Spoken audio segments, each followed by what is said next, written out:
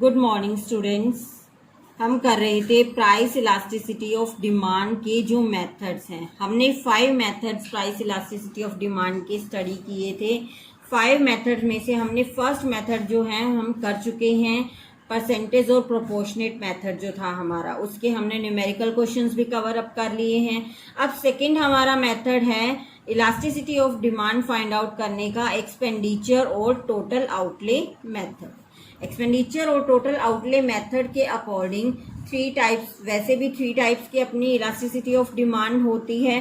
तो अब इसमें किस तरह से एक्सपेंडिचर के अकॉर्डिंग हम फाइंड आउट करेंगे कि हमारी इलास्टिसिटी ऑफ डिमांड कैसी है, 1 है या फिर 1 से कम है या फिर ज़्यादा है। ठीक है, अब अपने को पहले हम क्या कर रहे थे, प्राइस और डिमांड में रिलेशन बता रहे थे कि इसमें क्या रिलेशन है, इनवर्स है या फिर डायरेक्ट रिलेशन है, क्या रिलेशन है।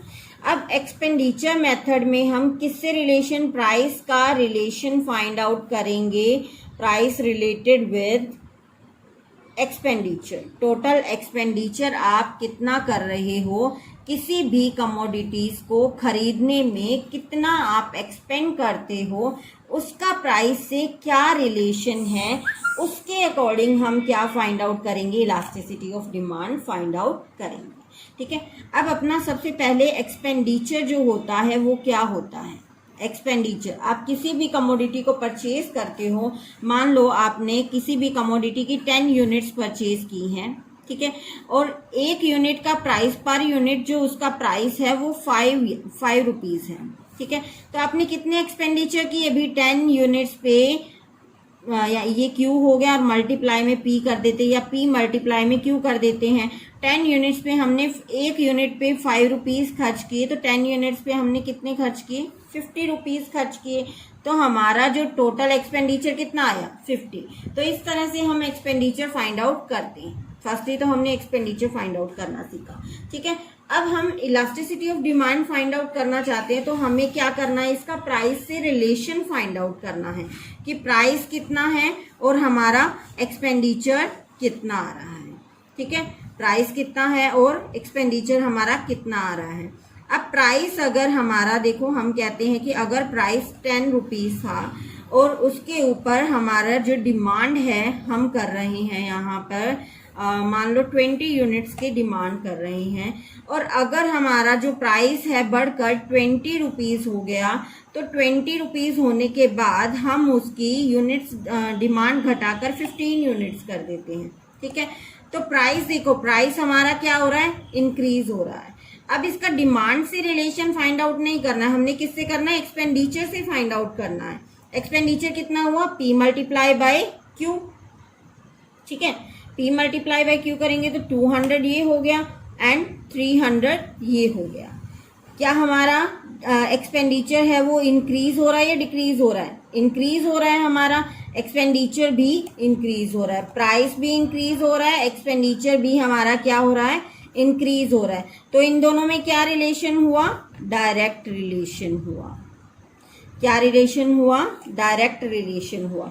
अगर प्राइस और एक्सपेंडिचर में डायरेक्ट रिलेशन होता है तो हमारी इलास्टिसिटी ऑफ डिमांड जो है वो क्या होती है, लेस देन यूनिटरी होती है। क्या होती है, लेस देन यूनिटरी। ठीक है, अब अगर हमारा प्राइस जो है, P ले लेते हैं, Q ले लेते हैं यहाँ पे, और हमारी जो है प्राइस जो है, मान लो अब हमारा प्राइस, हम पहले हमने इंक्रीज दिया था, अब हम डिक्रीज दे रहे हैं। पहले 20 था, अब हमने लिया है 10 है प्राइस। ठीक है, पहले हम 20 पे हम डिमांड कर रहे थे, हम डिमांड कर रहे हैं, मान लो 15 यूनिट्स हम डिमांड कर रहे हैं। ठीक है, तो हमारा एक्सपेंडिचर कितना आया, 300 आया। प्राइस क्या हो रहा है, हमारा डिक्रीज हो रहा है। ठीक है, अब हमारा जो एक्सपेंडिचर है वो क्या है हमारा, मान लो 10 यूनिट्स पे हम डिमांड कर रहे हैं, मान लो इसकी हम डिमांड कर रहे हैं 40 यूनिट्स, मान लो डिमांड कर रहे हैं। प्राइस कम हो गया तो हम 40 यूनिट्स हम डिमांड कर रहे हैं, तो हमारा एक्सपेंडिचर क्या हुआ, हमारा 400। तो हमारा एक्सपेंडिचर हुआ 300 से हमारा क्या हो गया, 400 हो गया। मतलब एक्सपेंडिचर क्या हुआ, बढ़ गया हमारा। प्राइस घट रहा है, डिक्रीज हो रहा है, और एक्सपेंडिचर हमारा क्या है, इंक्रीज हो रहा है। तो इन दोनों में क्या हो गया, इनवर्स रिलेशनशिप हो गया। क्या हो गया, इनवर्स रिलेशनशिप हुआ। तो अगर इनवर्स रिलेशनशिप होता है तो वो हमारी इलास्टिसिटी ऑफ डिमांड क्या हो जाती है, ग्रेटर देन यूनिटी हो जाती है। क्या हो जाएगी, ग्रेटर देन यूनिटी हो जाएगी। अब मान लो हमारा P है, Q है। अब प्राइस मान लो हमारा क्या है, 20 to 10 हो गया, डिक्रीज हो रहा है या फिर इंक्रीज हो रहा है। प्राइस इंक्रीज हो चाहे डिक्रीज हो, ठीक है। क्वांटिटी जो है हमारी अब यहाँ पे हम 50, यहाँ पे हम ले लेते 10 यूनिट्स, 20 पे हम 10 यूनिट्स कर रहे थे, 10 पे हम 20 यूनिट्स कर रहे थे। तो हमारा एक्सपेंडिचर क्या आया, 200। जब प्राइस के इंक्रीज या डिक्रीज होने पर एक्सपेंडिचर में कोई चेंज नहीं आता, 200 का 200 ही रहता है, कोई भी चेंज नहीं आता, तो उस टाइम पे हमारी इलास्टिसिटी ऑफ डिमांड क्या हो जाती है, इक्वल टू यूनिटरी हो जाती है। क्या हो जाएगी, इक्वल टू यूनिटरी, ठीक है। तो ये 3 कंडीशन होती हैं, 3 टाइप्स की ही हमारी इलास्टिसिटी ऑफ डिमांड होती है, less than unity, greater than unity and equal to unity, ठीक है। तो इस तरह हम तीनों इलास्टिसिटी ऑफ डिमांड को फाइंड आउट कर सकते हैं। इससे नेक्स्ट वीडियो में हम इसका जो डायग्राम, ग्राफिकल रिप्रेजेंटेशन है वो करेंगे।